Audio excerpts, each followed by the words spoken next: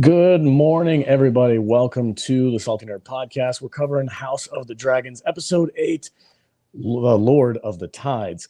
And as you can see, I'm not in my normal studio. I'm actually out of town right now, so I'm joining you from a mobile device. I hope everything works out okay. But that being said, I'm really looking forward to chatting about this episode because, as usual for this show, there's not a lot of action, but there is a ton of things happening to talk about. So I'm really looking forward to it. It's going to be a great time. Let me introduce my panel of nerds. We've got the Velaryon bastard himself, Matt Vader, is here. What's up? How we doing? Hey, man. How you doing today? I'm feeling good, ready to go. I love your spunk. I love your spunk today. Yes. It looks, I'm not even joking because you're on like a very tiny screen and it looks just like the TV show. Well, it is just like the TV show. What are you talking about? Did you get a wig? I called him up. I go, yo, I need one of your $4 mop heads. You know, the thing to wear on my show. I just gotta ask. This is something that I'm sorry. Go ahead. Go ahead. Sorry, I'll talk about it later. Next up, Jude is also joining us. What's up, Jude? Hello. Good morning. Good morning. And Charles himself. What's up, man? Hi there. How you doing? I'm good. I just wonder how they never explained how they like the time it takes for them to either have dreads or braids. They never explained that. That bothers me. It seems like they're just kind of like that's just how it grows, huh? It is not. That's not how it works. I know that's not. I know that's not how it works, but it seems that way because the other dude had like really short hair and it was already dreaded. It was weird. Yeah. Yes. Speaking of bad dreads, Matthew Kadish is also here. What's up, dude? I think it'd be funny if Rhaenyra made her sons dreadlock their hair. Oh my God. Make it look more. They don't even try. If she really wanted to sell it, she could bleach her kids' hair and dread it for them. Or not even bleach because they might not have that technology, but just like don't let them wash their hair and let them grow it out really long. Just have white dreads. Lots of people in other countries dye their hair. Mm-hmm. Yeah, I think they like Vikings dyed their hair, didn't they? They use like I guess lemon they have juice. like purple hair and like other type of dyes in Westeros, but like it's all the rage in Pentos. I'm not sure if this takes a lot of time and effort. Okay, you need to not talk. I'm just not sure if there's like an in-universe thing to get you that white hair. Yeah, so we'll see. Anyway, what an episode! So again, guys, this is how this normally works. Every single week, we talk about this episode. We break down each scene as we go, and it's heavy spoilers. So if you haven't seen it, of course, go watch it first and then come back here. And if you guys would like to support the channel by dropping a super chat, feel free to do so. We are going to put a star next to it, and we were going to save it to the end of the episode, the last 10, 15 minutes or so. We will give you 100% of our attention. So feel free to help support the channel. Drop us a dime, and we'll get to you at the end of this. So to get started, without further ado, the Sea Snake's brother, who I can't remember his name to save my life, Vaemond Velaryon, just straight up tries to usurp Rhaenys as she's sitting on her throne. He's like walks in, he's like, "Hey, my brother's probably gonna die. That's my throne, bitch." And she's just like, off of my chair. And just to set the stage, it's been 6 years since the last episode. Yes, thank you. The Sea Snake has been on the seas since then. Yeah. So. They're saying that the war has kind of resurged down in the Stepstone. So he's down there taking care of business. He got injured. News got back to them, and immediately this dude's like a shark in like bloody water. Like he is on the rampage to get that throne away from Rhaenys. It was like considering the world that this place takes, like this exists in, like I swear to God, she could have had one of her guards just come in and take him and arrest him right then and there. I'm not sure why she didn't do that. Give us your thoughts on this opening scene there, Charles. So Vaemond's always, I think, obviously, because Vaemond, he's not playing along with this situation. He doesn't care about Rhaenyra. He doesn't care about anything except for maybe his brother to a degree, but he's always been throwing shade because, I mean, it's obvious, but he's not willing to play the charade that everyone else is playing the charade. Obviously, those aren't his blood. And he's just like, nope, I'm not selling it. I want this, and you're just the wife, so I'm going to take that from him. Like, he's like his brother. He, even despite the power that he has no savvy when it comes to politics. Yeah. Because that was the problem with the Sea Snake, is that the dude was so thirsty for power that he put his son, who clearly is not into girls, into a very dangerous situation. And now, he's quote, quote, dead. Not really. Yeah. But yeah, it's just like in Vaemon's doing the same thing where he's just kind of being so blatant, so thirsty about it. It's just like, dude, have some subtlety. Yeah, something like I would even say he could probably frame it as he's trying to help her. Like, hey, if my brother's going to die, there's going to be people trying to come after you. Why don't we team up? Why don't we join forces? I can, we can get married for political reasons or whatever. Like, he didn't do any of that stuff. He was just like brutally like, you're on my chair. Jude, take it away. So I think Vaemon's interest wasn't necessarily in taking the seat away from Rhaenys, but it was more in making sure it didn't go to Luke. Mm-hmm. Yeah, because he's been vehemently angry this whole time because we all know those are not Laenor's kids, but no one will admit it. But it's treason to admit it. But I don't want those kids to inherit my family's throne or chair, Driftmark, whatever. Yeah.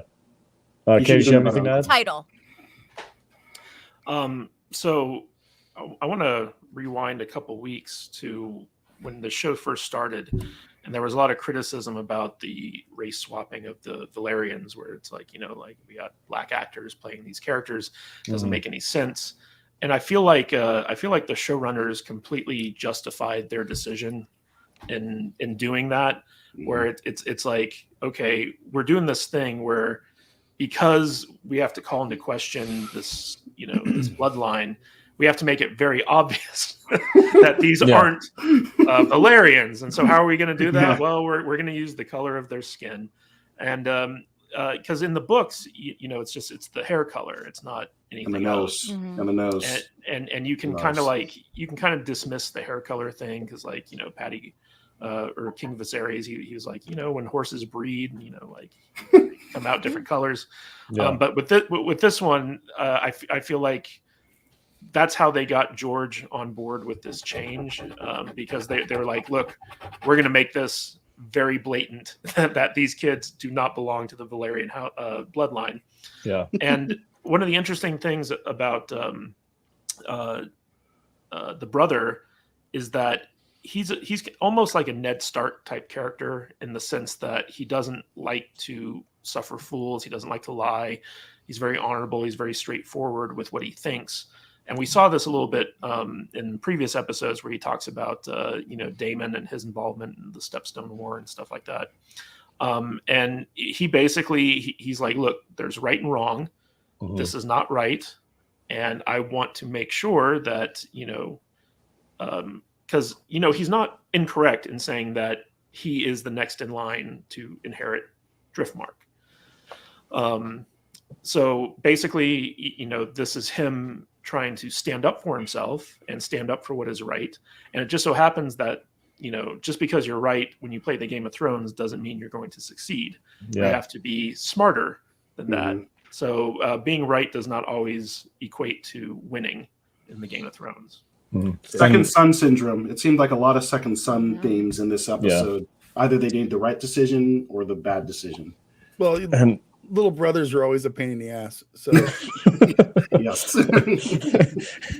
Is Keg Crusher in the chat? I want to know. Probably. He might be. I don't know. Real quick, since Kadish brought it up, I wanted to bring this topic up. I was listening to a Joe Rogan podcast recently, and he's watching the show, and he had a lot of complaints about it. He's like, I was into it the first couple episodes, and then they recast everybody. And he's not like a nerd like us. He's just a dude who enjoys the TV show. And he was thoroughly confused. He's like, I don't know who anybody is anymore. He's like, these kids. And he's like, why are there black people all of a sudden? But in 200 years, there's no more black people. Like, there's nobody out there that's black. And I'm like, unless you go across the sea or whatever.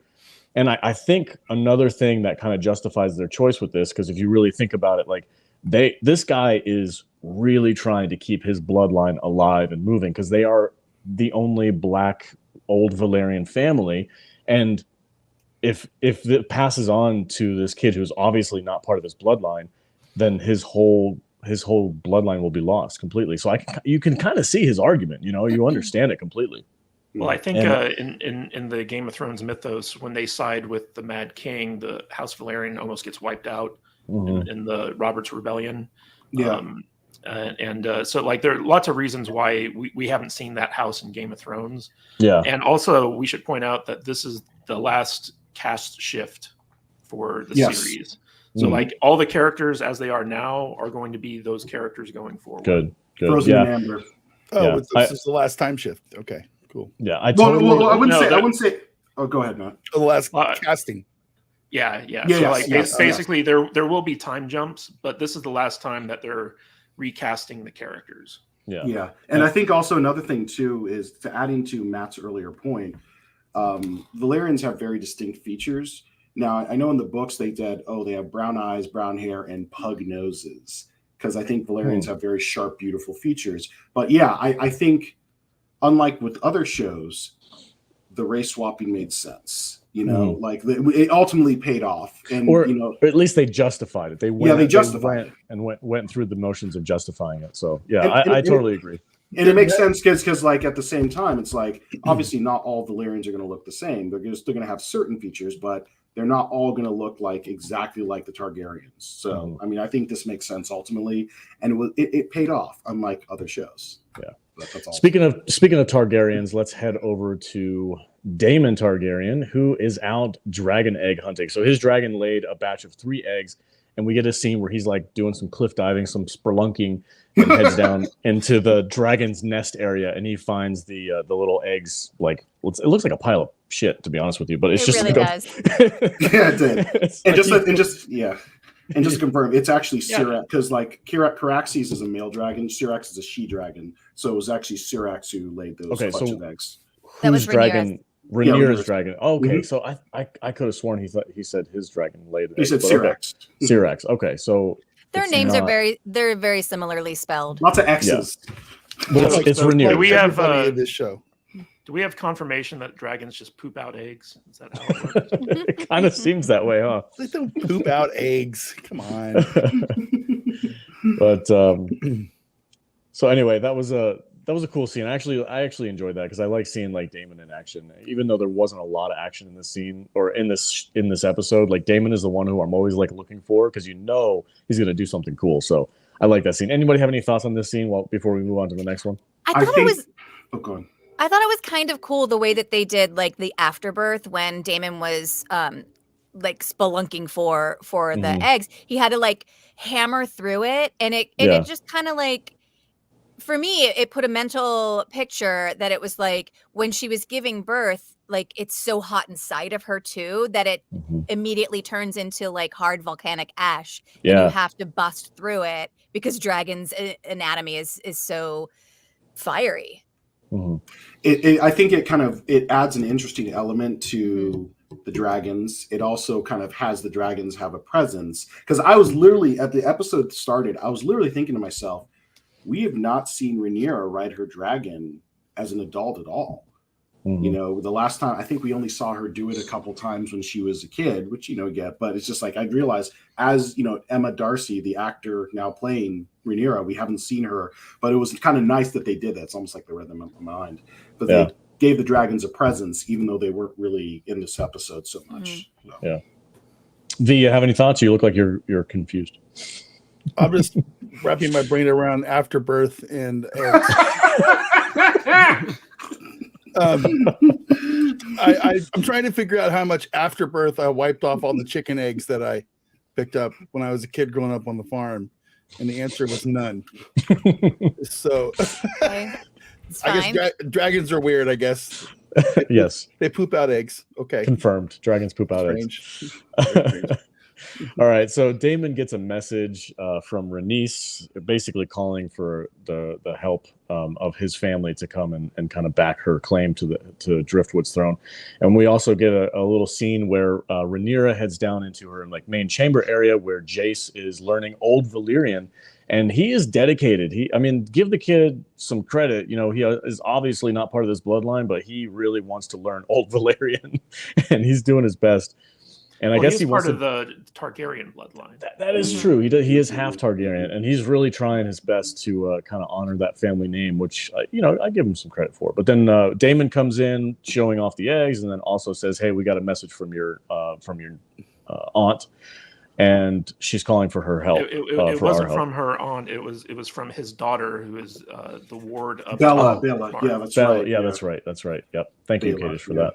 that. Any comments on this scene with Jace and learning High Valyrian, anything like that? We also get to see Joffrey as a young child, maybe 4 or 5 years old, 6 years old, I guess, 6, right? Yeah, 6. He looks younger than 6, but that's okay. Any thoughts on this? I liked everyday life. No, in the castle. I have stuff. I was waiting for other people to go. Okay. I was just gonna say I did like seeing Jace kind of stepping up. You know, he's like, I'm gonna be king someday. I should be preparing for it. And you contrast him with Aegon, and they're two very different characters. So. Yeah, Aegon is such a freaking sleazeball, man. Like He's a piece of shit. Yeah. I mean, and honestly, you see, this is the one thing I really appreciated is that for all her faults, and she does have faults, the thing with Rhaenyra is that Rhaenyra has been a great mother to those kids. Mm-hmm. Those kids are like well-adjusted. They can be rapscallions sometimes, but they're genuinely decent kids. Yeah. They know when to be appropriate. Like, and we'll see that later in the dinner scene. They kind of they play the game along with the adults, as opposed to Alicent's kids, who are just like wild stallions out there. Yeah, I can't wait to talk about Aemond though. Well, this dude's a badass. I think Rhaenyra's kids feel their worth because of how their mother raised them with love, whereas Alicent's kids,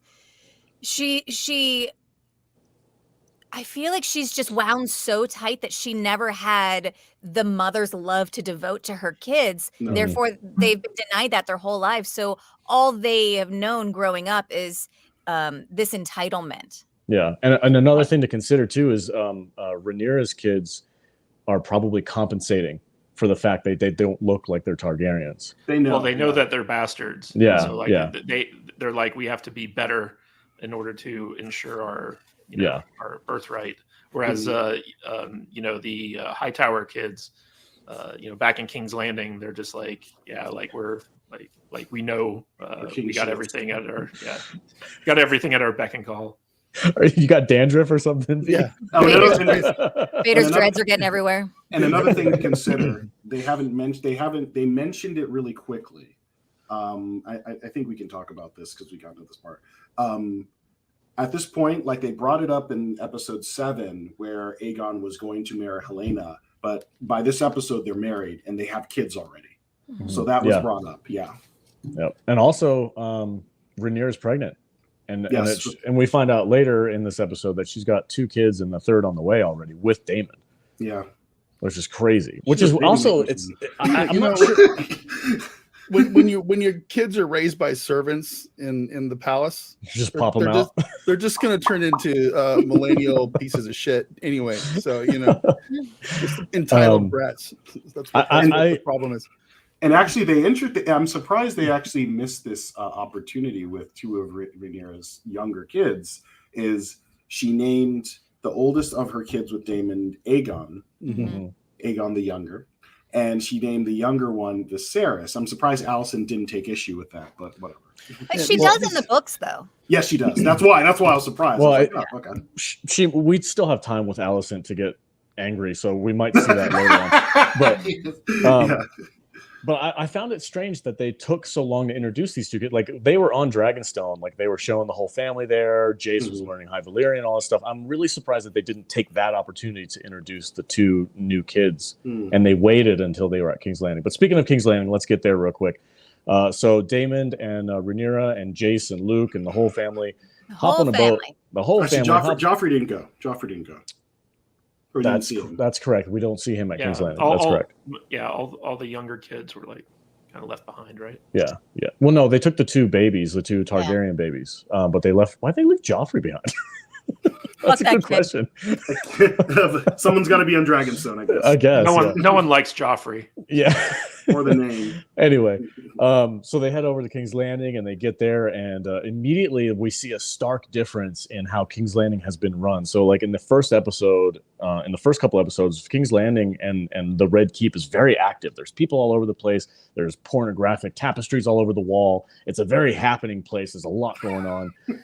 In episode 8, as we see the High Towers take over more often, it's very quiet. There's nobody walking around the hallways. There's the 7-pointed stars on the walls everywhere because Alicent all the porn's gone. Well, all now the porn's I gone. know. She converted, man. She has found the gods, whatever nonsense. And you saw it even in her raiment. You saw it's like Yeah. very high collared. She's Mhm. wearing the 7-pointed star in terms of her jewelry. Her hair's all tight and whatnot. Yeah. Still wearing green. Yeah, Still wearing green. Yeah, course. absolutely. So it's a really cool reintroduction to King's Landing and the Red Keep, and it's just a stark difference to when Viserys was actually actively ruling. So you guys have any comments on that? Take it away. Nobe Soap actually said Joffrey was there. So thank you, Nobe Soap. Oh, okay. Noob Soap. Thank you, sir. So he was there. I guess he was there. He was behind Daemon when they were at King's Landing. So yeah. Charles, it's noob soap. Noob soap? soap. Thank Yeah. you. I like So- nub. Nub. Noob Soap. Sorry. Yes. Thank you, Noob Soap. So, I know that this arrival was done without a lot of fanfare, and Rhaenyra and Daemon were very taken aback by like how much has changed since like the last time they were there 10 years ago, something like that. But I do want to point out that when we get to the small council and Alicent ruling and stuff like that, we're introduced to kind of an important character, at least half of an important duo, which is Sir Eric or Sir Arik. I forget which one we saw. He's one of the King's Guards. Yeah, Yes. but there are two Kingsguard who are twins, Sir Eric and Sir Arik. And these guys play a big role in the Dance with Dragons at a certain point. So they're doing this thing again where they're introducing very important characters in a very throwaway manner. Kind of like how the Strongs were like a very important part of this first season. They could have done a lot more to kind of set up Harry Strong in the early episodes, and you kind of like just kind of forgot about him, even though like they showed him a couple times, but they didn't really build him up to the point where like he was an important character until he became one. And that's kind of what I feel like they're doing with Sir Eric and Sir Arik. Eric and Arik. We see them a couple times in this episode, just in the background and stuff, but they're quite important. Very important. Yeah. The thing also that I was kind of surprised about, and this is just, without saying too much, I'm surprised Sir Harold Westerling is still Lord Commander of the Kingsguard. That actually surprised me, but we'll see where that is. How many? Graham McTavish doesn't age, man. He's always that old grizzled badass. It's been what?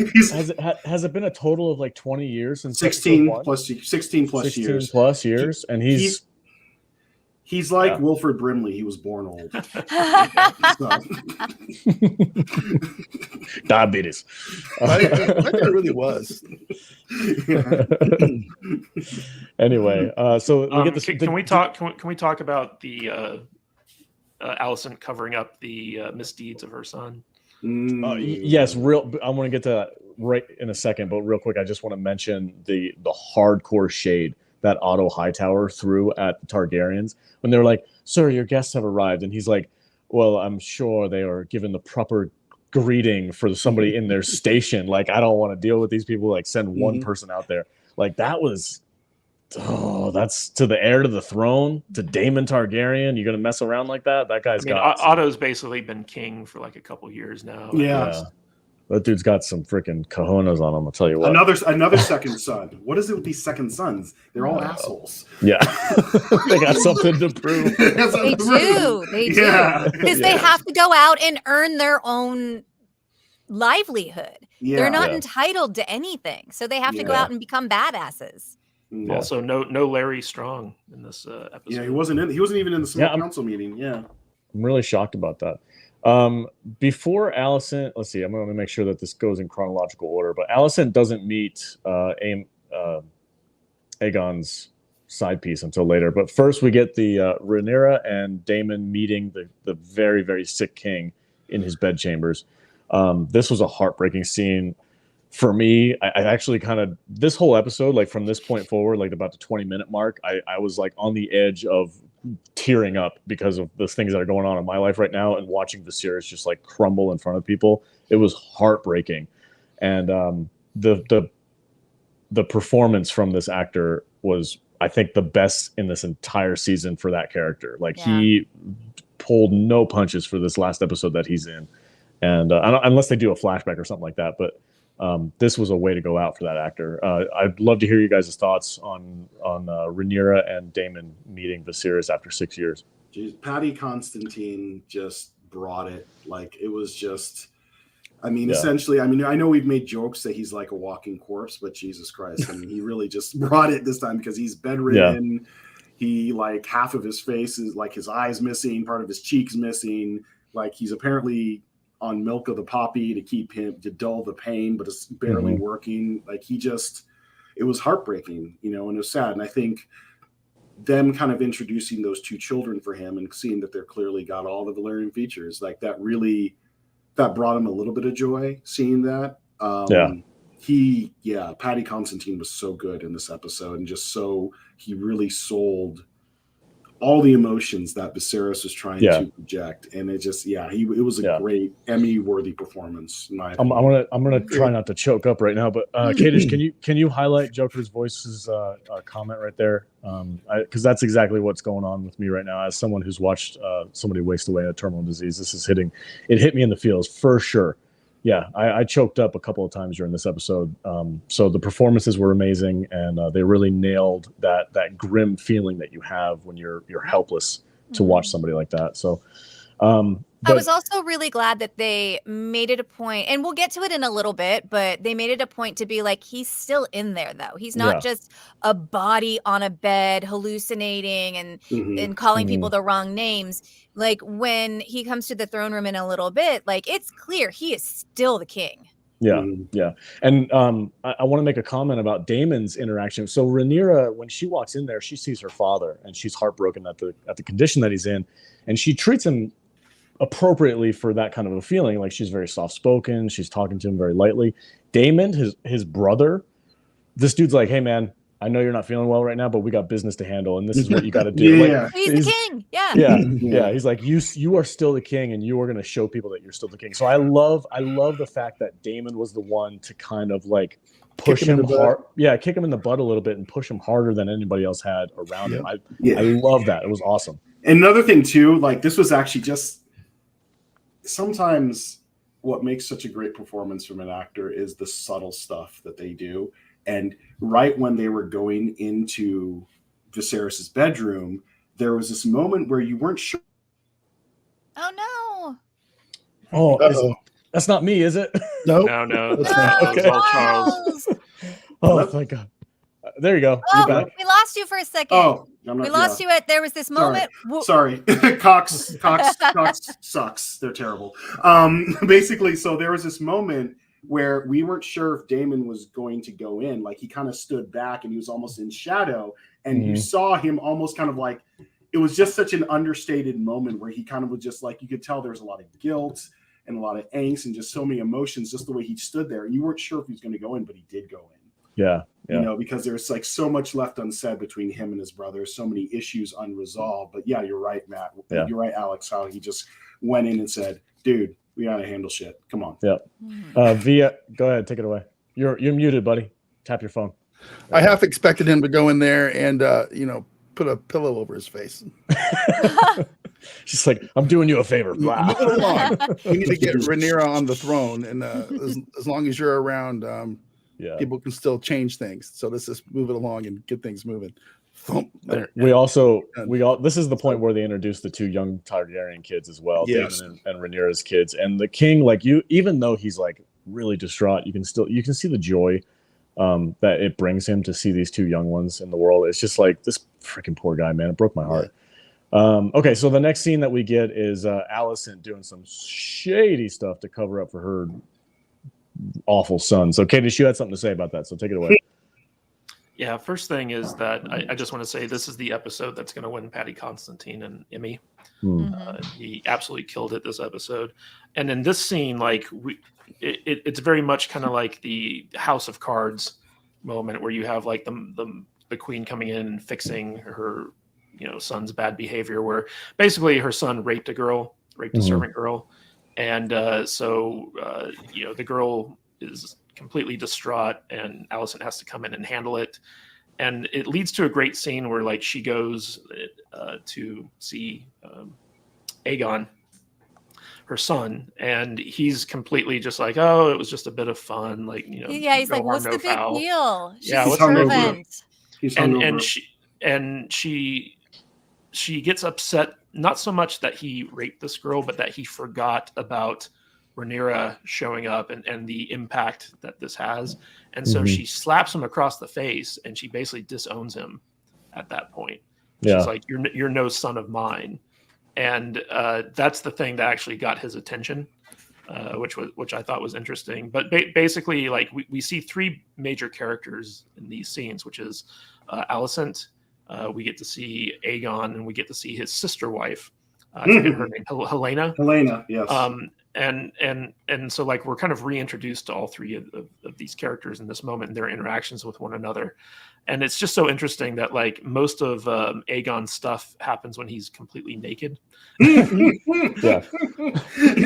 which makes it even creepier. And this time around, here's the thing that they kind of introduced when he was kind of a teenager or younger teenager. He also he has a taste for, he likes to be in his cups, if you will. So when we see him, not only is he naked, he's hungover. Yeah, this guy's just awful. Which is why his brother lost an eye in the last episode, because Aegon wasn't there to protect him because he was drunk. Yeah. It also it shows like a really dark side of Alicent, where she's trying to cover this up, but she does so. At least she didn't kill the girl. I have to say that I have to give her a little bit of credit for that. But the way she was like, she's like, I believe you. I understand. I know who my son is. But my worry is, who have you told? You've already told me. You've told the guard. Yeah, and you told my maidservant. Who are they going to tell? Like, I really did expect her to like give her that tea and then have her like fall over dead or something. I thought for sure she was going to kill her. Yeah, well, she did too. She did poison her. She poisoned her? Yeah. No, that was moon. No, tea. that was moon tea. No, it was not. That was the Plan B tea. You guys need to watch the show over again. Hold on. Tell me, there's a scene fairly later on where they're going, "Hey, have you seen this lady?" And she's gone. Well, really? She's nowhere to be found. That was the same morning, though. And it don't matter. And it's implied in the after show that they poisoned her as well. No, Vader. The girl was Helena's basically lady servant who helps her dress. I get who she is. And after she took the moon tea, they basically like moved her away from the royal family so that all right, but that's not what they were implying later on. I like Vader's version. Like I initially I agreed with you. I get it that you think it was a morning after tea, and I think that's what we're supposed to think. But I do think that she got poisoned. Let's see in the comments if anybody has whose side are you guys on? Okay. Are you team Kadish or team Vader? Let us know in the comments below. Did she kill her? Did she kill her or not? I don't think she would have bothered to like comfort her and hold her and give her money. Yeah, Alicent's not a murderer at this point. Here's the thing, not directly. Yeah, she's not going to do that with her own hands. It could be strong. It could be Gimp Strong over there, who's like, oh, you want somebody gone? I'll take care of it. So say the word. Give me the A-OK. Give me the signal. It's all right. I can be wrong. It's okay. You blinked. That means you want it, right? It's an interesting take on it, Vader. I appreciate that. I think you guys don't think. I think Alicent is a lot more conniving than we think she is. I think she's straight up. She's killed people before. She just has Strong do it. You killed some. I didn't ask you to do that. Wink, wink, wink. No bullshit. All right. Yeah, I don't think this is something you kill someone over though, because she had it handled, right? Like she didn't need to kill. No, well, as many bastards as there are roaming around in Westeros, wouldn't think it would be that huge of a deal. Well, in the next episode, we're going to see that Aegon has far more bastards than probably is originally thought. So that's crazy. All right, so the next scene we get, Alicent finally heads over to the King's Chamber, where Rhaenyra and Daemon are waiting for her, or I guess just kind of hanging out. And Daemon's got some words, man. I love that he's like, you're freaking just taking over this place while my brother wastes away. Like he calls her out on it immediately. This dude has no qualms with taking on the queen. Chill. Yeah, I love that scene. Rhaenyra's more diplomatic about the situation. Yeah. But Daemon's just like, fuck that. Yeah. I'm gonna call it this season. He's like, that's my brother. That's my brother in the bed over there. The thing I liked about this episode is Alicent was like, you guys haven't been here. You've been off on Dragonstone. I've had to be the one to see him decline and get to this point. And like the great thing about this show is like both sides always have a good argument as to why they're right, which makes it hard to pick sides, basically. And this is what I liked is that what I've liked that the show has done is in the books, in the readings, like Alicent was portrayed much more malevolently. She was much more like black, pardon the pun, but black in terms of her intentions and her power hungriness. But I think here they've kind of balanced her out a little more, even though obviously her intentions are not entirely altruistic, but they've made it where it's like you can sympathize with her a little more in some ways than you would have before. Well, she always seems to be doing what she thinks is in the best interest of her family, which you can't really fault somebody for. You know, you might disagree with it, but it's in her best interest. So the character is solid. Like, she's not doing things out of well, also one of the themes about the show, and Rhaenyra kind of touches on it later on in the episode when she's having that talk with her dad, is that the throne, the power that comes with being like the ruler, corrupts you, and it's a heavy burden to bear.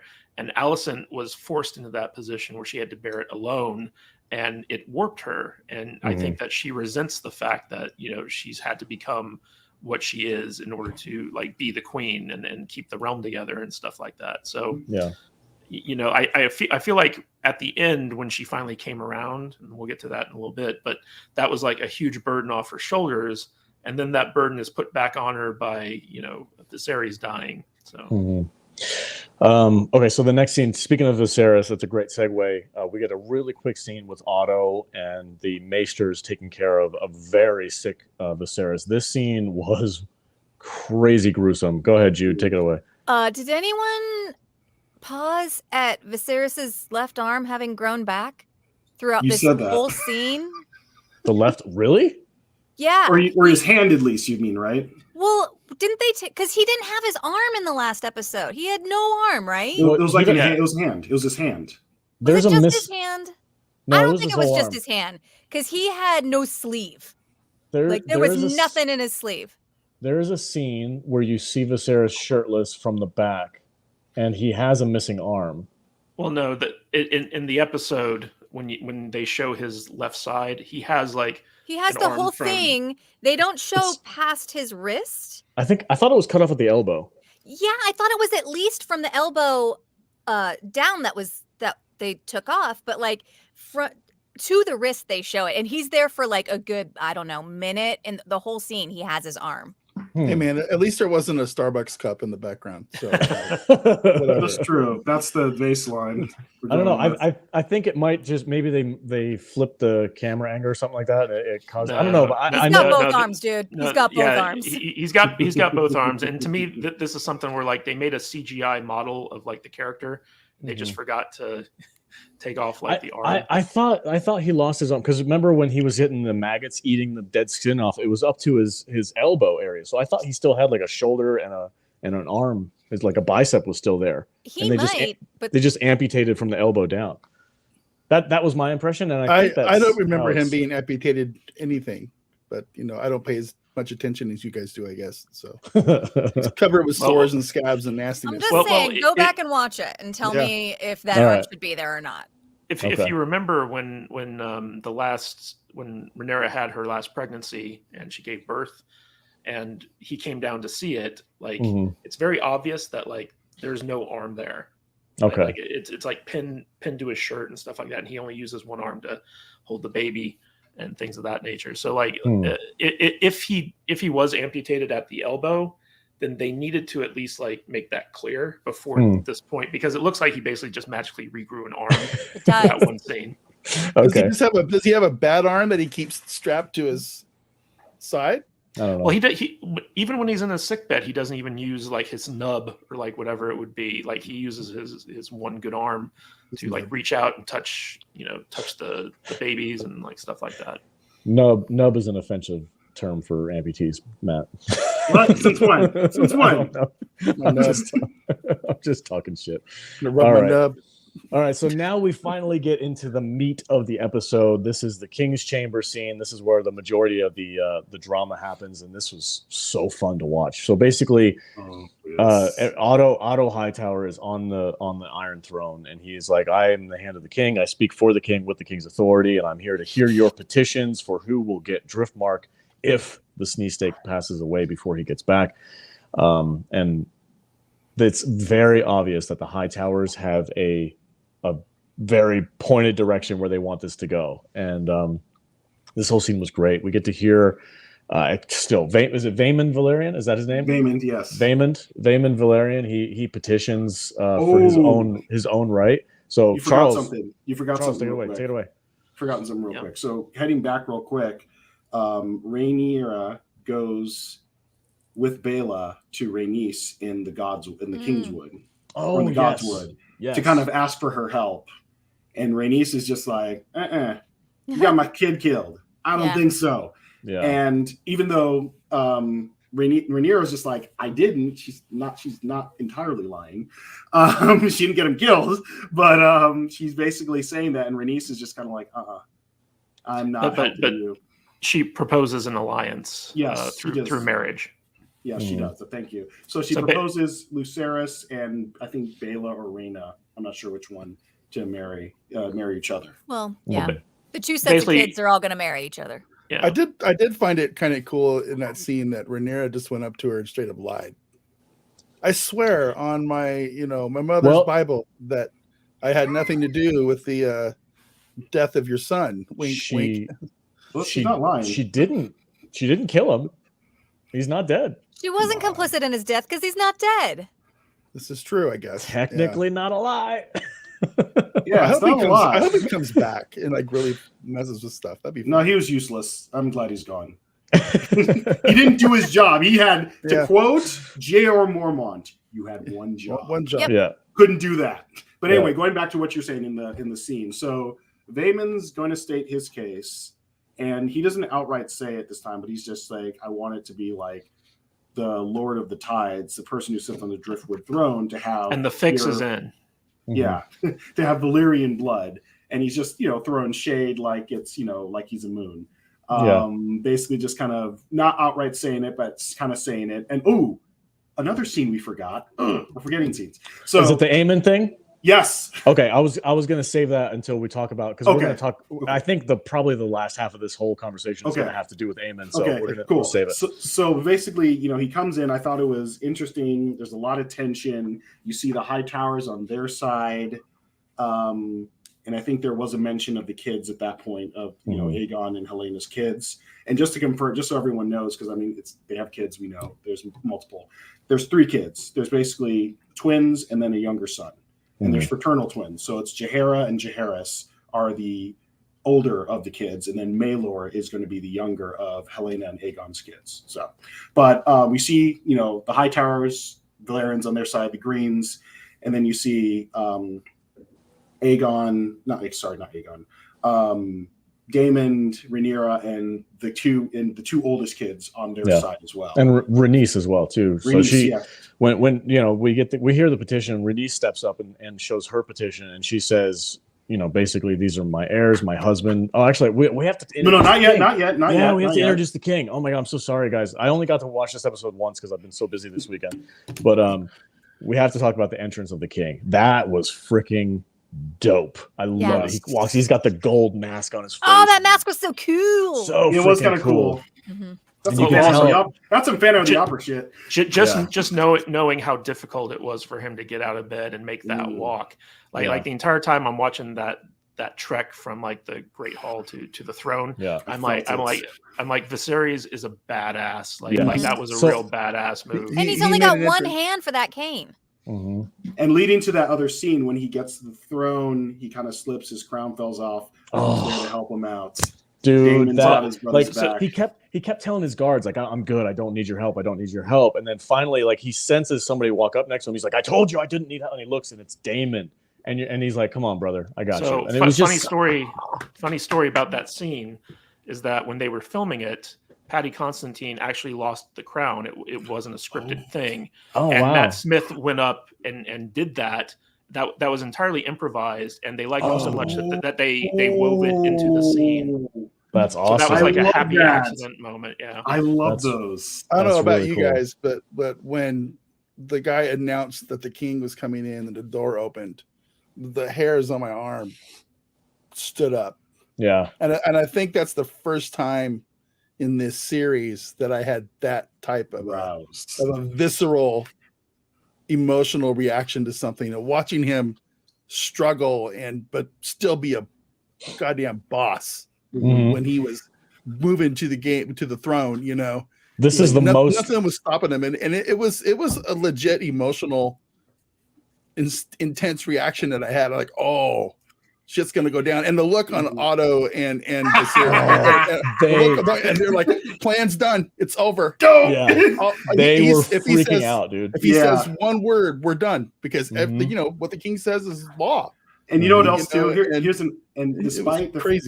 Despite the fact that he might be weakened, he might have been wishy-washy, but Viserys is still a dragon. Yeah. So he showed it this episode. I gotta say, man, this is the most kingly I think we've ever seen him in the show ever. Like we've complained about him from episode 1. He's so wishy-washy, can't make a decision, he can't do this. This was the scene. This is King Viserys right here. And you know what made this scene so much more poignant was that before it, we had Rhaenyra go to him when he was like kind of out of it and basically beg him for his help. And she was basically despairing because she didn't think he was listening, but he was listening. And his love for his daughter is what motivated him to go and do this. Yeah. And then thought this matter was settled. Go ahead, Jude, and then we'll talk about that, Charles. Viserys's mask thing. Did that remind anyone of the Sons of Harpy? A little bit, because it was gold. Okay. Yeah. Okay. It really gave me that Sons of Harpy, Sons of the Harpy energy. And another thing too, before Viserys came in, something you notice is that Rhaenys was not standing on either side at this point in the scene. She was kind of somewhere in the middle. She was kind of, in fact, she was actually standing closer to the Greens. If you really look at this, even though you didn't see her standing with them, but she was kind of standing with them. Daemon was sucking up the air out of the room with his annoyance. But she was kind of not really on their side at first. Yeah, that's something I wanted to point out, was that everybody has someone to support them in this room except for Rhaenys. Rhaenys is basically alone. Yeah, and she chose a very opportune moment to pick a side. She's like, oh, the king's here? That changes my game. I'm going to take Rhaenyra up on her offer to marry our kids, and that's going to solidify me and my family at Driftwood, and the king will back us. And she's like, she played that card like she was like, oh, game's changed. Boom, I'm in. And it was really cool. Rhaenys is like the most political savvy person in the room. I think so. But anyway, the minute Viserys sits on that throne, he's in king mode. Yeah, it was so great. He's like, dude, why am I listening to petitions for a settled matter? Yeah, he's so good. His freaking sarcasm in this scene was so great. He's like, I dragged myself out of bed for something that has been settled already. And everybody's like, well, we have petitions to make. And he's like, well, why don't we listen to his wife, who would probably know what his actual wishes were? Step forward, my cousin. Was it his cousin or sister? Actually, that's Rhaenyra, did he? Or Rhaenys? No, Rhaenys. Yeah. I can't remember his cousin or sister. But anyway, and she steps forward and she, basically stakes the claim, accepts Rhaenyra's proposal to marry their families together, and the matter's settled. And again, there's one person. That was great. There's one person in that room who would not be able to handle that. Read the room, bro. Dude, this is dumber than Ned Stark. Like, even Ned Stark's not dumb enough to do something like this in front of the king. You don't use that word, buddy. Dude, it was bad enough that he called them bastards. But he called the daughter a whore. It's like, Jesus Christ, dude. And even Rhaenyra and Alicent and Otto were just like, we don't know you. We don't know you. We don't know you. We don't blame him. How did you think this was gonna go? Dude, like, he sits there and you can see his face is twitching, like he wants to say it, and then Daemon goes, say it. Say it. Come on. Go ahead. I dare you. Oh, fucking Daemon, the little bear poker. I love it, dude. He's like, those children are bad. And he shouts it, bastards. And it's the first time someone in court has publicly come out and said this. Yeah. And then the king, you see, like, even though how much trouble he had walking up the stairs, the dude stood up and took his knife out. He's like, I'm gonna have your tongue for that. Oh, it was such my God. Dude, this moment was so great. And then he turns there and he's like, you can run your house however. He's like berating the king on his throne like an idiot. Like his brother did before and paid for it. Yeah. And then of course Daemon being Daemon takes this dude's freaking head off, dude. It was amazing. My jaw dropped. He can keep his tongue. I was howling like a madman when that happened because it was just the best scene ever. Yeah, and Damon's best one-liner. He can keep his tongue. Yeah, my jaw was on the floor, dude. I was like, oh my God, that was crazy. And I like we've talked a little bit before about how like the original Game of Thrones, they were like brutality first, story second, kind of in a way. I love how I do appreciate that this show holds back on the gruesomeness a little bit. Like they could have gone real gruesome with that. They could have been blood splattering everywhere. They kept it simple. They kept it clean. And the guy dropped, and you understood what's going on. Just the lower half of the mouth, just the lower half. Yeah. Totally clean, not gruesome at all. It could have been way worse. It could have been way worse. Talk shit, get split. That was the definition. Talk shit, get split. Get split, exactly. That's even better. Talk shit, get split. And honestly, here's the thing. Another key thing. Daemon used his sword, Dark Sister, of Valyrian Steel sword. Nothing cuts like Valyrian Steel. Yep. Yeah. And also, this when Otto's just like, disarm him. He's just like, no. No need. And by the way, a nice little mark. I'm sure you guys noticed it. Aemon's got a guy crush. Because Daemon was afterwards. Aemon was all like, "Oh, that was awesome." Oh no, I think he's like, I want to. Either he's like, I want to be like one that eye. guy. You're talking about. Yeah, Aemon one eye. He wants to be Daemon. Yeah, he wants to be does. Daemon. He's like, that's a freaking Targaryen. All you have to do is move the D from the end, put it in front, and you get Daemon. If you go to the episode and you freeze frame it right after he gets his head cut off of the what are the one-eyed dude and his brother and the sister and she's all going like this, like I can't hear anything, and the other dude's just like sitting there. What's this gonna do? Yeah, and the other guy's going, holy shit! But one eye's just like, it's a really funny freeze frame. We kind of skipped over the reintroduction of Aemond. Where he's fighting Kristen Cole at the beginning. I want to give Aemon a good chunk of time during this podcast. We'll talk about everything that Aemon did in this episode in a second. I hate the names in this show. I'm not. I wanted to get through. I wanted to get through the meat of the episode, so we can talk about the dinner scene, and then since Aemon plays a big part in the dinner scene, we can kind of discuss that. But I just like the king says, I want to see my family. They're all here in Dragon and the Red Keep, and I want to have dinner with them. He orders to have the dinner. Everybody's sitting at the table, and it's like the most awkward Thanksgiving dinner ever for a while. And then the king shows up, and he gives this really moving speech that honestly, like I feel like it touched a lot of the characters' hearts. Like they were like, yeah, you know what, he's right. Like we have been messing this whole family up for our own pride. And he's like, I want you to get along. I want you not to see me as your king, but as your grandsire, as your father, as your brother. Like we need to love each other. We need to be united. Otherwise the kingdom's going to fall apart. Yeah. And he's like, I want you to see me for who I am. It was a very powerful speech that he gave. I'd love to hear you guys' thoughts on that.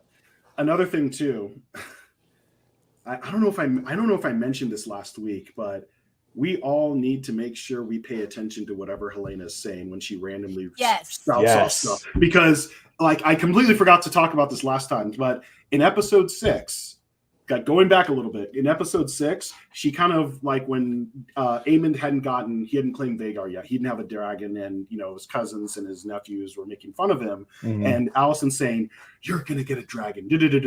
Helena, while playing with her millipede, is just like, he has to close one eye. And that's exactly what happened. And then she also kind of said something in episode 7 when her brothers were making fun of her, kind of like dragons of flesh, spools of green, spools of black, dragons of flesh, something like that. It's kind of teasing at the dance that will happen. Greens and blacks. And then she said something during the dinner, just randomly said, beware of the beast under the floor, or something like that. Something like that, yeah. Yeah, so something to keep in mind. The thing about her is that she's a dreamer. She's a dragon. So one of the things about without going too far into it, dragon lords, if you've claimed a dragon, the thing about Targaryens, because this happened with Dany in the books and some of the other people, like actually even Daenerys the Dreamer, who's the reason why the Targaryens even fled the freehold to get to Westeros. Sometimes just when they're connected with their dragons, they have prophetic dreams. And so I'm thinking with Helaena, that's what they've done with this character, that they've kind of made her a dreamer. Since she has a dragon, Dreamfire, they've kind of made it where she's kind of like, she's kind of almost half in the real world, half in the dream world. So that's why she's kind of just randomly saying certain things because she's dreamed them already. That's really also cool. liked when she stood up and she's like, he basically ignores you. Marriage isn't so bad. I know. That was sad. There was massive shade at her husband/brother. Yeah. Oh man. When he gets drunk, it's not really fun, but otherwise, it's not It's so fine. bad. He Oh just my tends to God. ignore you. So they're already married? They're already Yeah. Yeah, Well, that's they're what I was saying already earlier. married. Yeah. And they have kids. Aegon was basically hitting Jace's buttons because of like, you know, his announced marriage, and he's like, hey, if you want anyone to show her a good time, Which, like I can, like, you know, I'm pretty experienced. Jace, I feel like Jace had a little bit too much of a hot head during this scene because that's his strong Yeah, like those insults that Aegon were throwing at him were like softballs, dude. They were like there was like basically ribbing him like an older brother would or whatever. And I'm like, but it's funny because like that comes right from his father, the Breakbones, right? Because like his father had like that temper that basically overrode all like logic. Yeah. And I feel like in this scene, like we actually see Jace kind of like realize what Aegon's doing to him, and he gets under control, and he like raises a toast, and that's when Helaena pops up and says like, "Oh, it's not so bad," and and that just humiliates Aegon into shutting the hell up, which I thought was pretty a nice scene. But it's interesting because the adults who have this long history of animosity, the king's speech basically allows them to create a truce. Yeah, and the kids immediately break it. Yeah, as soon as the king's gone. Yeah, so the king gets too tired and too sick to stay at the dinner, so that they take him out. And as soon as he leaves the room, like the kids kind of mess up the whole vibe that's going on. Well, Aegon gives a toast to these very strong boys. So yeah, here's what triggered that. So with Aemond, after the king's gone, it seems like things are going well because Jaceres, one, to be kind and also to stick it to Aegon, he asks Helaena to dance. And so the two of them start dancing, doing, Westerosi Gundam style, whatever. And then Lucerys, he made the mistake of, he was looking at Aemon and he was kind of laughing. I don't know if it was because of the pig or maybe because of the one eye. It was because of the pig. Yeah, because they brought out a roasted pig in front of him. I wondered about that. That makes sense now. He's laughing at the prank that they pulled on him however many years ago. Pig. The dragon prank. The dragon pig. And the thing about Aemond is that he don't forget, he don't forgive. This is the perfect opportunity to segue into Aemond because I want to give him a good couple of minutes to talk about. So we see him early on. He's fighting against Criston Cole, and he is a freaking badass at this point. Like, this dude has no chill. He's like, I'm on point. He's fighting. He's beating Criston Cole in his own game. And Criston is like, you'll be winning tournaments in no time. He's like, I don't give a shit about tournaments, bro. I'm ready. I want to go to war. Like, this dude's bloodthirsty. And also during his training, he clocked his nephews. Yeah, so he knows they're there, and then he did it without even them seeing that he saw them. Like, because what happened is that Jace and Luke are kind of going in, and they're kind of just in the yard. They see there are people staring at them. So obviously, again, the whole bastard thing, people know. But they see this fight going on, and initially they're kind of like, "Ooh, what's going on?" The minute they see it's Aemond, they're just like, "Oh fuck!" This dude will mess you up. Like, I love it, dude. He's so cool, and this is the point. So I noticed something, and I wonder if you guys notice it too, or if maybe you'll agree with me. But I think Aemond is the type of character who is a couple steps ahead of everybody else, and I think he knew exactly what he was going to do the minute he saw his cousins or his nephews there. So if you'll notice, like he kept that like little weird smirk that he has, like he's just kind of like smiling the whole time. And then he saw Daemon do what he did in the court, and he was like, oh, okay. And he looks up to Daemon in a way, I think. And then when he gets into the dinner table area, he doesn't say anything. He doesn't make any moves. He's not provocative anyway. He's just observing. He's just observing the room and seeing what's going on. And the minute his grandfather, or is it his father? His father. The minute his father leaves the room, he takes charge. If you guys notice that, I think he honors his father enough to be like, I'm not going to do anything in front of my father. I don't want to dishonor him. But as soon as he left the room, he was the one. He was the one who was in charge of that room. He was the one who stood up, slammed the table. Final tribute to my strong nephews, and he's like, handsome, wise, strong nephews, and he like completely took control. And then when Jace took offense to that and sucker punched him, you guys notice that he just kind of like laughed it off, and he pushed him down. He almost kind of smirked, and he's like, he just pushed him. He's like, get out of here. That was like a fly swat. That was crazy, dude. It's so funny if you know what happens in the books and you know what Aemon One Eye, his role in the upcoming Dance with Dragons is.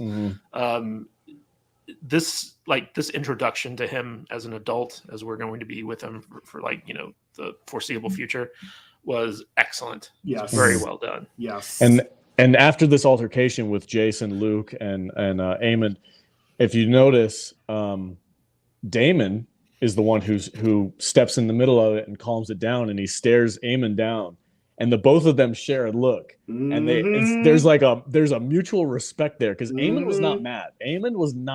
I'm sorry, no. Daemon was not mad at Aemond for that. He looked at him and he's like, all right, that's enough, kid. Just let's cool. And they were like, all right. That back and forth between those two, I feel like there's so much to be said between Daemon and Aemond. It's incredible what a television can show with actual good writing. Yeah. I mean, and good acting. Yeah. There were no like huge battles in this episode or anything like that, but every scene had so much tension and conflict and emotional resonance to it that it felt like so much stuff happened in this. This was the best episode of the season. This is the best soap opera ever put on television. and I think even the really thing that's great is that there's so much more they can do and so much more subtext that can be added now that the kids are aged up a lot. Now they've gotten all the setup out of the way. Yes. And I don't know who the actor is who's playing Aemond, but the way he uses just that one eye, where he's like, when he's mad, you could see it gets bigger, and he's like staring down with his one eye, and he's like, and then when he's looking around, his eye, he's so much movement and like dialogue is used within just like him looking around. Yeah, the actor's name is awesome. Ewan Mitchell. Yeah, he's amazing. Perfectly cast. Yeah, oh and God, he looks like he belongs in a fantasy world too. Like the dude looks like we just watched Hellboy 2 in the Golden Army. He looks like the Elven King. Yeah, he looks like the Elven King, dude. Evil Legolas. Yeah, I loved it. I think he fits perfectly. He's got that stare down with that eye. He does so much, like, because he's at times very stone faced. And I think you know what, you're right, is that he was observing, he was reading the room, he was honoring his father. But I think the one thing that did trigger him was when Viserys was laughing at him. And that's when he saw it. Was one, it triggered him, but two, he saw his opening. Yep. Because he kind of slammed it down. You're just not sure. You thought he was going to lose it, but he's like, no. To my nephews. And the mom kind of actually, even like Alicent was kind of a little pissed at him, because it seemed like even Alicent kind of lowered her hackles a lot, because Rhaenyra actually kind of offered a toast and said, thank you for taking care of my dad. You've been there, you've been loyal to him. I'm really appreciative of that. And it seemed like there was almost like a shimmer, a glimmer of that old affection between them, almost kind of returned. And so that was kind of nice. And even afterwards, even after Aemond kind of did his stupidity, actually it wasn't even stupidity, but it was badassery. Even then she was just like, look, I know these kids are too hot-blooded. I will come back on Dragonback by myself to see you too. And so that was actually kind of it was good stuff. Yeah, guys, we've got 38 people watching right now. Thank you guys so much for being here today. We really appreciate it. Please hit that thumbs up button. We've got 16 likes and 38 people watching. So don't forget, if you're watching right now and you're hanging out with us today, smash that like button to help us out a little bit. Thank you so much, guys. All right, so are you guys ready to talk about the last scene of the episode, the King's death? Yes. So this actually... Wait, did we get to Massaria yet? Ah, okay. good call. Take it away, Jude. Since you mentioned it, go ahead and mention that. Go Oh, ahead. I just thought it was very interesting that they were making it a point to bring back Mysaria. She's not really doing anything. Like, There's a reason for that. yeah, but she's gonna play a big role later on. Yeah, she's like the master of whispers Mistress or of whatever. Whispers. What do they call her? Mistress. Is it the White Spider? So they call her the White Worm, Lady Misery, White Worm. Okay. or the Mistress of Whispers. Okay. All right. Yeah, it was cool to see her back. It hasn't aged a day, even though it's been like 16 And years. interesting, the person that they showed, Oh, the she's a person, witch. one of her spot. Yeah, she's apparently Lycene, even though she doesn't look like it. But Okay. they also, one of the people that we saw that was one of her spies was actually somebody we saw earlier in the episode, who I think was with Helena. She was Alicent's handmaid. Oh, she was Alicent's handmaid. Okay, that's it. Yeah. One of the three people who knew about Aegon's the raping that girl. Yes, She was one of those three people. that's it. Yes. So She brought the moon tea, pointed right? out. Mhm. It should be pointed out that Lady Misery is the spy master for the Targaryens, whereas Larry Strong, the Clubfoot, is the spy master for the High Towers. Mm. That's how it's going to be playing out. I don't know who those Okay. people are. There's too many characters in the show. So Lara Strong was the Clubfoot. He was the guy who kind of he murdered his brother. He's a kinslayer, basically, and he's now the Lord of Harrenhal. Lady Misery, Mysaria, she was Daemon's side piece, who was on the Street of Silk. They're the probably, ones that they took Littlefinger and split him into two people and put them in this show. Kind of. Yeah, pretty much. Yeah, Yeah, gotcha. yeah, actually, that's All it's perfect. It's Yeah. perfect, actually. Yeah. Made All one right. a girl. Yep. Okay. So the final scene here, and I want to know about the book with this, because it kind of irritated me that this whole war is essentially going to be started off of a misinformation or misinterpretation of what somebody says, or like an out of context conversation that somebody had. Like if this entire show pivots on this point where Alicent is like, oh, I thought you said my son was the chosen one, and blah blah blah blah, and actually, King Viserys was kind of a little bit out of sorts, but he thought he was talking to Rhaenyra, answering the question that we saw her ask early on in this episode. So like, that to me was a little irritating. Is that how it happens in the books? No. So basically, Not at all. What happened was Alicent in the books is much more power hungry. Yeah. There was no, like, the whole thing about the Song of Ice and Fire being introduced this early was not in the books at all. Okay. Basically, what happened was Viserys was just stubborn and saying, like, Rhaenyra's my heir. That's the end of that. That's how he was about it. And what happened was that Alicent and her dad and everyone, like the Greens, they were just like, no, like, the king made a mistake. We're putting Aegon on the throne. We're going to crown him. Yeah. That was the end of that. We probably shouldn't say too much, because Yeah. the aftermath of what immediately happens after Viserys' not death saying is anything. very important. Yeah. And very interesting, and I hope that they do it in the show. Okay. Also, how did- one of the interesting things about the books is that it's being written by a maester long after the events have occurred. And so it's an unreliable accounting of history from other people that's being turned into this book. It's kind of funny because the showrunners have come out and said, okay, the show is canon. This is what actually happened. And the book is just kind of like an amalgamation of what people said happened. And so it's an unreliable account, even though like they get the big events correct. So, but the thing that I liked about this ending was that, because at this point Alicent has basically conceded. She's like, okay, I'm going to back Rhaenyra. I'm going to honor my husband's wishes. This is what he wants. That speech that Viserys gave really fixed things, and then in true Viserys fashion, he fucks it up. By having this fevered conversation with who he thinks is his daughter, and because she wasn't privy to these things, Alicent believes that that he's revealing his true intention, which is he wants his son Aegon on the throne, because he's the prince that was promised. And so now, even though she is a good person and she's willing to back Rhaenyra's and avoid this whole conflict, now she believes that her husband's dying wish was to have his son sit the throne, and that gives her the motivation to do what she's going to do. Especially because when he mentions Aegon, he was talking about Aegon the Conqueror, Aegon the First, and she's thinking, "Oh, my son." I think she more wants to believe that than believes it. Yeah, there's some cherry picking, of course. And this was so frustrating because we all know Aegon is like the worst of her children to be put on the throne. So like the idea that like, oh, my king wants my eldest son to be on the throne, even though she knows he's a complete screw up. Mm-hmm.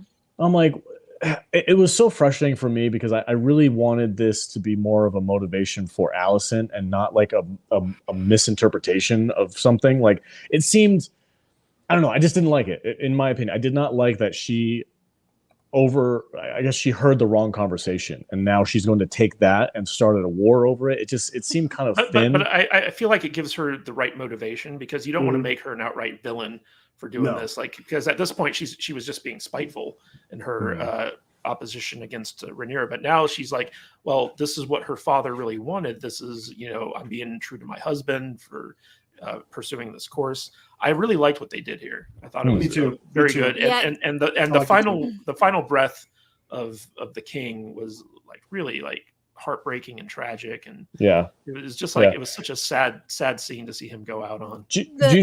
Do you guys notice the last line that he said is "my love"? Like I feel like he was probably he was thinking about his wife in that moment. Like Queen Emma. Yeah. Because he never stopped loving her. Yeah. No. Jude, go ahead. Oh, I was about to say, like, the book makes the relationships much more black and white than the show does, and the show is blurring those lines so much that it's hard to know who to root for, which makes it so much more interesting. But isn't Alicent's whole thing now going to be based off of a mistake? Like, I don't know if that doesn't. But and also she's on her religious bent, so she's probably thinking, the Seven told him to tell me this. But I think the thing that I loved, like you hit the nail on the head, this is how to properly do an adaptation. Where the thing about the Dance of the Dragons is that it was never like a fully fleshed out story the way the first 5 books in the Song of Ice and Fire was. It was more almost, obviously there was dialogue that they put in that was misheard or heard properly or allegedly heard, but it was more almost kind of like a more dry kind of retelling of like, this is what's happened. But what I love with the show is that they get the major events, but the way the Dance of the Dragons was laid out in Fire and Blood, The Princess and the Queen and the Royal Prince, it allows them to color in the lines and have some wiggle room, but they're doing it in a way that's not outright changing it for bad, for reason's sake, unlike, say Rings of Power. But but they're doing it in a way that it makes sense, and they're doing it in a way where it's like it's good writing, loaded with subtext, loaded with tension, and they're giving these characters room to breathe in a way where it's like even the people who are supposedly villains, you're like, ooh. I liked it. Like with Aemond, he's a terrible person, but he's awesome. He's a great character. And even with Daemon, he's a very morally dubious person, not a good person, but he's awesome. And I have to say, I wasn't sold on Matt Smith initially. I think he's great now. He's awesome. So whoever, for sure. And whoever, like I said, I think we name dropped him earlier, but the actor who's playing Aemond is freaking awesome. Like I am genuinely like, he might be on a side of this war that I'm not really for. Like I'm with Rhaenyra as far as that goes, but he's my favorite character in the show right now. Like that dude, I cannot wait to see the kind of things that he does, because he's going to throw a wrench in everybody's plan and just be a complete badass. I love it. So freaking cool. Go ahead, Jude. Before we end, I just wanted to say, I just think that it's really kind of hilarious that we've spent this whole episode being like, what are we going to do about Driftmark? Or what is it? Driftmark, yeah. Yeah, Driftmark. Because Corlys and it's not too much of a spoiler because like who rules Driftmark doesn't really matter. But Corlys outlives almost everybody. I know. Spoiler alert. We spent the whole episode being. It doesn't matter. It doesn't matter. Spoiler. The thing is that I'm interested in, and this is not giving anything away. This is just kind of, if you follow anything on Game of Thrones, episode 9 is always when something very, very, very, very, very major goes down. So I'm really excited to see what happens in episode 9. All right. You guys ready to do final thoughts on this episode? And then we'll do the super chat. So V, I want to get your final thoughts on this episode. Where do you think it ranks as far as the season goes? Dude, I still don't know who anybody is on this crazy show. I've got a flow chart. I'm trying to figure it out. They just invert and reverse names, and and then they just have more kids every episode, and you get more confused. And they're all named the same things too. And they're all named the same thing. It's got the AE theme going on. And you got sisters banging brothers and uncles banging nieces and half brothers marrying half sisters. And I don't get it. It's such a weird show, but for some reason, I love it. I'm still loving the show. And even though I don't understand half of everything that's going on, you got one-eye Legolas running around with the bad attitude. And it's making me go out and do things like buy mops to wear on my head just to like show some support. I don't know, man. It's a fun show. I haven't like I said, I think I say this every week. It's nice to have a show that I'm looking forward to seeing every week again. Yeah, for sure. You know what I mean? And because we don't have that right now with literally almost everything else that's on television.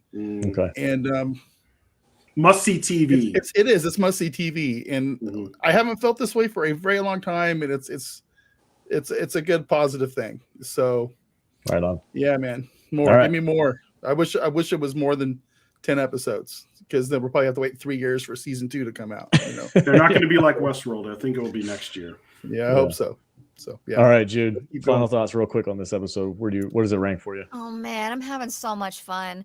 I almost regret that I have to be on this live stream the next day, because it really just makes me want to be like sit and have my coffee on Mondays and just like keep rewatching the show and looking for other things that I missed. But I really enjoy talking to you guys about it. But I'm having so much fun. And I love Vader's wig. Yeah, Vader's wig is epic. You need to wear it from now on. $4.99 Lowe's. Does it come with a staff? No. All right, Charles, take it away, man. Give us your general thoughts on this episode. I thought this episode was awesome. I thought it was great. Just so much. I mean, born on the back of Paddy Constantine's fantastic performance. Viserys' really last gasp. It's sad to see him go, but he made it worth our while every minute he was on screen. Whether it's in the throne room, whether it was to his family, the entreaty. And you're right, is that, if it wasn't for that last conversation, I think things might have actually mended. And here's the thing that I love that they're doing.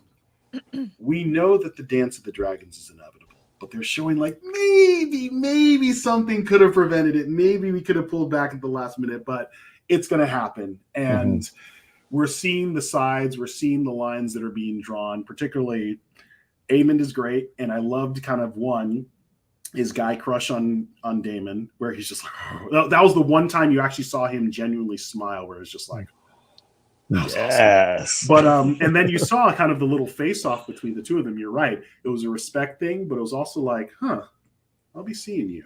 Yeah. Kind of measuring each other and kind of walking away. I'll be seeing you. I thought it was a great way to kind of show that. I really think that even jumping back earlier in their episode with Daemon, I think that clutch of eggs, those are probably going to go to maybe his sons. I'm thinking, if they haven't already done the 3 eggs at the beginning. Yeah, those are for the twins and the one that she's got inside her right now. Yeah, for sure. Yep. Well, they're not twins. Just to let you know, Viserys and Aegon are twins. Aegon's the older. They were born back to back. They were born back to back. It was just okay. Well, it's for her 3 young. Those 3 eggs are for those 3 youngest. Youngest kids. Thick-blooded Targaryens. Yeah. But yeah, I thought it was a great. I mean, this show is just. I mean, the definition of a great snowball effect in terms of how they've been doing this, and especially now that the kids are older. Like, I really dig it. I really want to know what that beast under the boards is. We'll see, I'm sure, sooner rather than later. Yeah. So, all right, Kadish, take it away. Last one. So Marshall has a comment here where he says, just a quick question, if it's not too spoilery, does the shit really hit the fan instantly now that Viserys is dead? Or are we going to have a wee bit more time before it really starts?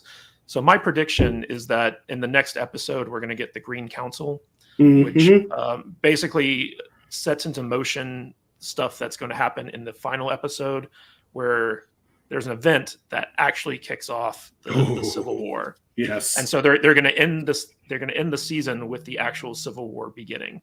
I felt like this episode was the best episode of the season thus far. Patty Constantine is going to get a Emmy for this, guaranteed. It was, and I love the nuance that we're seeing with these events where basically like, oh, it could have been avoided, but it wasn't. It's different from the book, but it's not so different that it's unbelievable. So I really love this episode. I thought it was great. And I love seeing Aemond kind of like step forward as the badass character that we know him that he's going to be. So I think it's kind of funny that my two favorite scenes in the entirety, I think, of Game of Thrones both take place in the throne room. You know, the one that was today with the king coming in and taking over that whole proceeding, right? That which was amazing. And the other one was when the little dude, what was his name? Jaceres or Lucerys? No, in the first series, the dwarf. Tyrion. When he was on trial. Yes. And he had that massive, just I wish I had enough poison to make you all swallow that speech. And I think he did win an Emmy for that, as a matter of fact. And good stuff. Good stuff. Right on. All right, everybody. Thank you guys so much for being here. We're going to switch over to Super Chats. We're going to bring up the first one we got from Fluffy Panda, who's here every single week with us. And I think drops Super Chat every episode. Thank you so much for your generosity. Really appreciate it. Both Alicent and Rhaenyra may have been able to bury the hatchet, but they passed on too much hatred to the kids. Patty definitely deserves high praise. Yeah, for sure. Like the angst between the younger generation of these two families is, I think, what's really going to fuel the fire for this war. And they're going to be the ones who are out in the battlefields, as Rhaenyra and Alicent are just going to be kind of, I think, probably sitting back and just overseeing it and maybe enabling it in a way. But yeah, for sure, those two. Charles, you made a great comment about how like the show is making you feel like there's a possibility of peace and then immediately yanking it away from you. Oh yeah. And that happened in this episode for sure. So yeah, and my final thought for this episode was just like exactly that. Viserys, his role in this episode was top notch. Like incredible acting, incredible heartbreaking scenes, and it's definitely been one of my favorite episodes so far. But yeah, that's it. All right, guys. Is that the only super chat? We just got one today. All right, cool. Very good. Thank you all for being here. Really appreciate it. We've got 30 some odd people watching. You guys are amazing. Tune in next week. How many episodes we got? We got 2 left, right? 2 more. Two more to go. Is penultimate. I don't have anything. Probably one of the most important, if not mistaken. Okay. All right, cool. So the game is on. We've got Viserys is gone. He's no longer there to kind of glue the families together. Now shit starts to go down. Yep. It's an ugly game, but the dance is going to be just vicious. Ferocious. All right. I think I saw a drunk 3PO sighting earlier. You did. Is he still in the chat? I don't know if he's still there now. What's up, buddy? Thanks for being here. I guess my kids are watching. Hi, guys. We're gonna end it right now. Vader, where can people find you on the socials? But you can find me there at Matt Vader. Gotta hate this. Matt Vader 74 on the socials, and here every Saturday morning with Mr. Kadish down there. And yeah, all over the place. How's your Rings of Power thing going? It's going well. It's doing very well. It's a terrible show, but we have fun talking about it. So all right, cool. All right, Jude, take it away. You can find me at I am Jude Juju on Instagram and on TikTok, and right here talking about dragons. All right. And Charles, if I'm not mistaken, you have a book coming out tomorrow. Is that correct? I do, yes. All so right. yes, you can find me on the Instas at CCEKEKE or CCEKEKE.com or on Amazon. And yes, I do have a book coming out. It's book 8 in the Pantheon saga. It's called Extinction Level Event. It's the culmination of a lot of stuff that's been going on in the series: good versus evil, superhero, big damn superhero action. Nice. You're gonna love it. So I'd say you can still pre-order it. If you want to buy it tomorrow, even better. But yeah, pre-order it today. Keep coming in. Appreciate it. All right, guys, help support an independent creator right below us here. Help If I buy Charles it, out. will you sign it for me? Absolutely. All right, cool. Perfect. Excellent. All right, Kadish, last one. Take it away, sir. You can find me at Matthew Kadish, Kadish, on Twitter and Truth Social. And kadishbooks.com takes you to our Amazon page. And don't forget to sign up for our Facebook group at saltynerdgroup.com. All right, guys. And last but not least, I would just like to shout out everybody in the chat. You guys have been amazing. There's so many of you who are consistently here every single week chatting with us about the show. Really appreciate it. We've got 2 more to go, and I'm going to be sad when this show's over. I'm going to have to find something else to talk about on Monday mornings. So if you guys would like to support what we do here, head over to any of these websites down below on this screen. You got saltynerdclub.com. If you want to become a club member, it's only $5 a month. And you guys get access to 4 to 5 special podcasts that are only available for club members. Also, join our Discord. If you're a club member, you get special access to a couple of chats there where you get direct contact with us as the hosts every single day. We're doing a lot of fun things over there as well. And lastly, if you would like to buy an awesome shirt that Jude is wearing right now, you can go to saltynerdstore.com and grab the official logo. It is on sale. Don't forget, type in salty in the checkout counter for 10% off. Kadish, you had something to say? Take it away. Yeah, we should also point out that this coming week, we're focusing on this really great Australian horror franchise called Wormwood. We've got interviews with the writer, director, and star of the films, which will be coming out as well as a retrospective on the first movie and our review of the sequel. These movies are completely bonkers, but they're a lot of fun. They deserve as much support as they can get. So if you guys want to check out these interviews and our reviews of the movies and then watch the movies themselves, it'd be a good Halloween watch because it's all about zombies. Perfect for spooky season. Crazy Australian zombies. Yeah, shout out to those guys. They've been amazing, and they've come on and hung out with us, and we've gotten to know them. They're really cool people. So definitely check out those videos coming out this week. Okay, everybody, it is time for us to head out. We'll see you next week, 9:30 a.m. Pacific time for episode 9. Stay salty, my friends.